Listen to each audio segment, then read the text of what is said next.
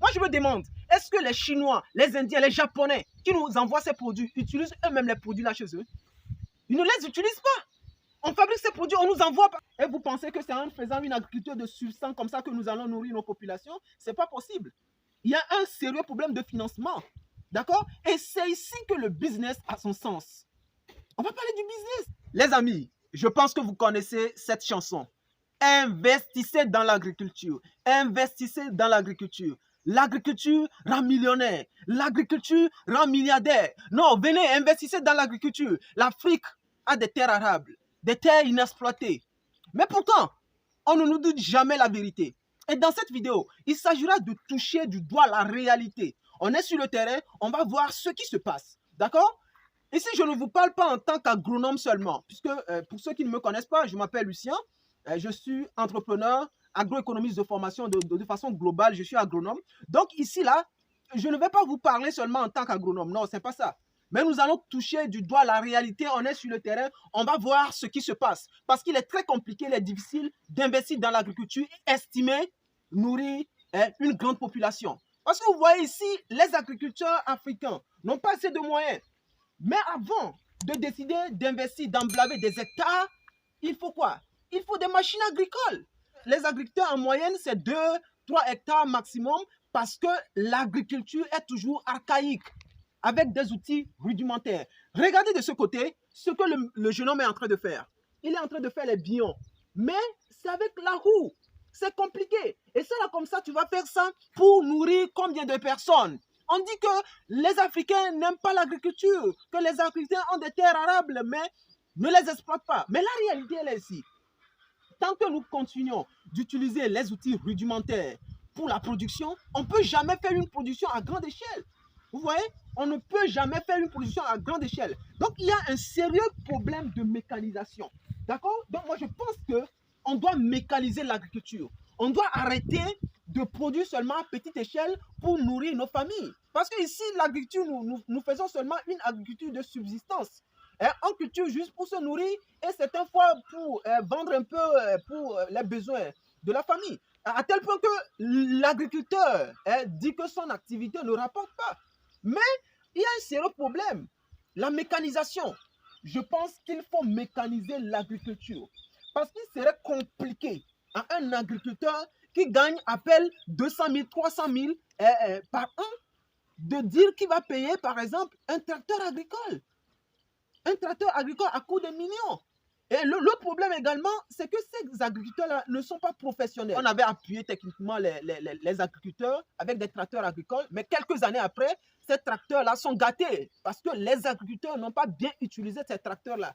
Donc, il y a un problème de professionnalisation. Il faut professionnaliser les agriculteurs. Il faut les amener à maîtriser leur activité. Parce que souvent au Togo ici, ceux qui font l'agriculture, on dit que voilà, ils n'ont pas fréquenté ou bien ils ne trouvent rien à faire. C'est pourquoi ils exercent le métier là.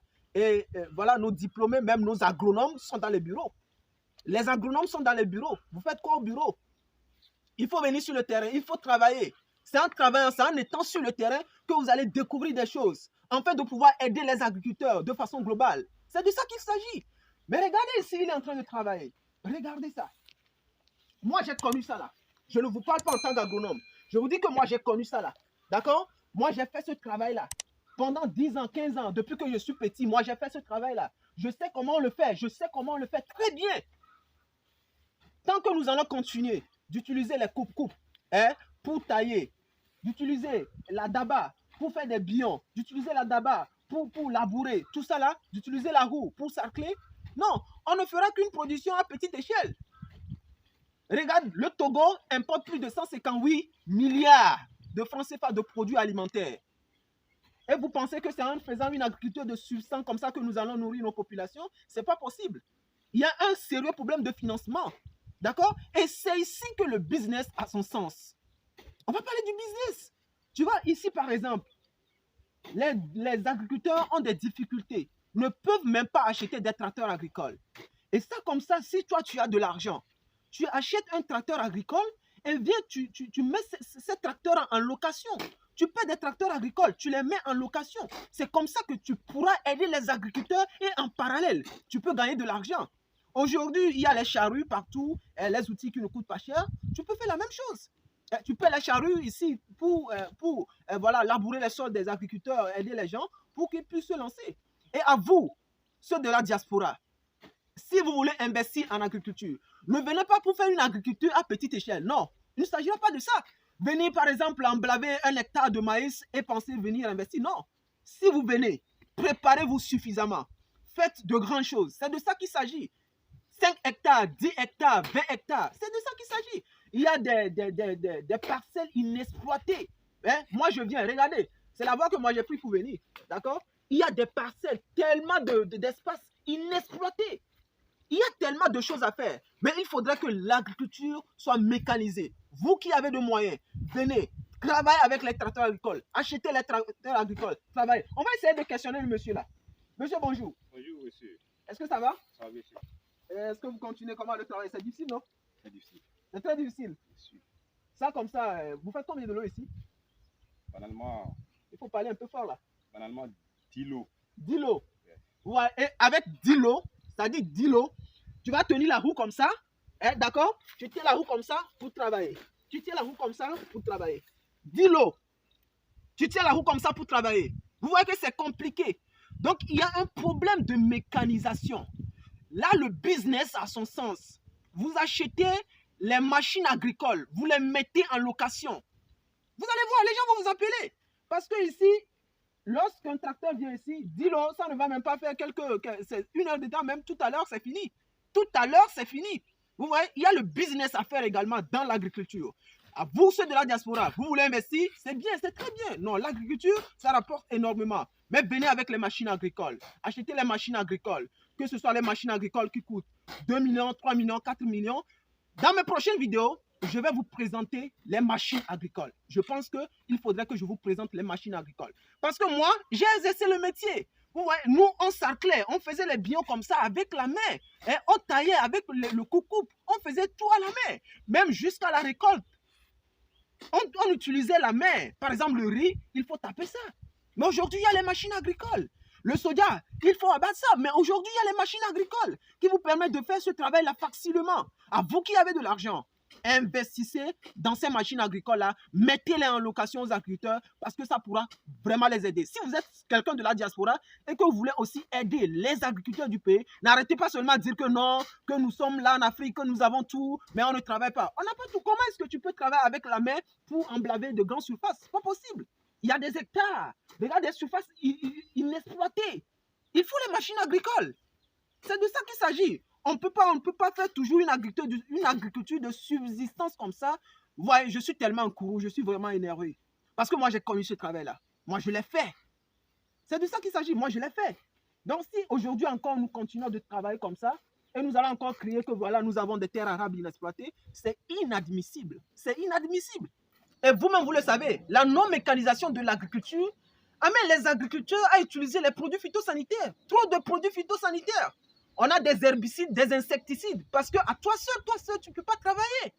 Tu es obligé d'acheter les herbicides. Par exemple, tu prends 5 hectares. Il n'y a pas de machine agricole. Qu'est-ce que tu vas faire?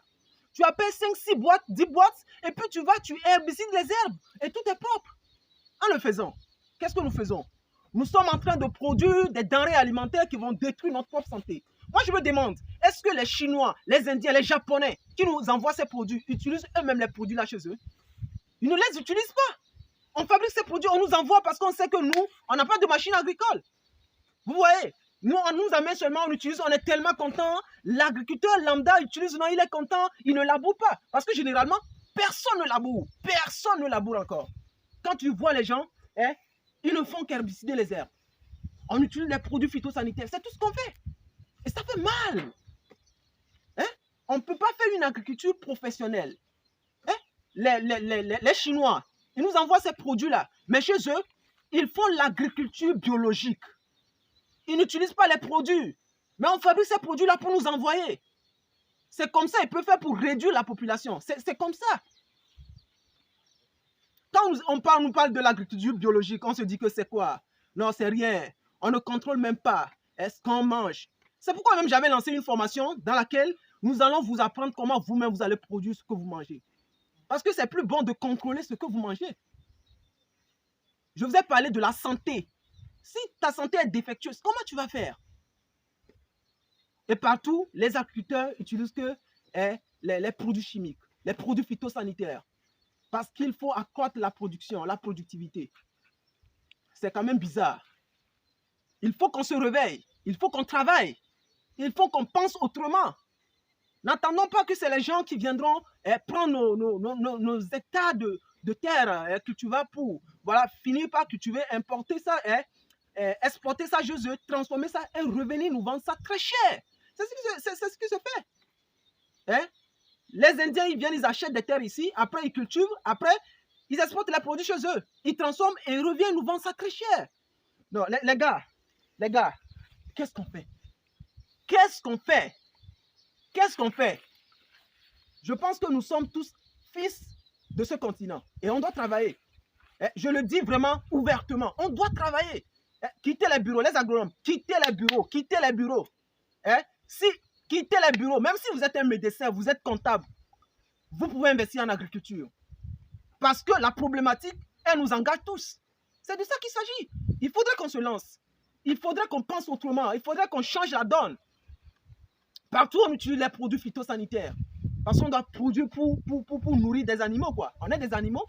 Est-ce que les Chinois, là, ils utilisent les produits là chez eux? Est-ce qu'ils utilisent les produits là chez eux? Est-ce qu'après l'utilisation de ces produits, même je pense que même s'ils doivent utiliser ces produits-là, c'est pour encore les envoyer ici. Ils se nourrissent avec des produits biologiques. C'est bien dommage. Il faudrait qu'on se réveille, qu'on travaille, et voilà, c'est en le faisant que nous allons changer les choses. Sachez que si vous voulez investir dans l'agriculture, commencez petit, mais visez à ce que vous puissiez emblaver de grandes surfaces. Vous voyez, emblaver de grandes surfaces.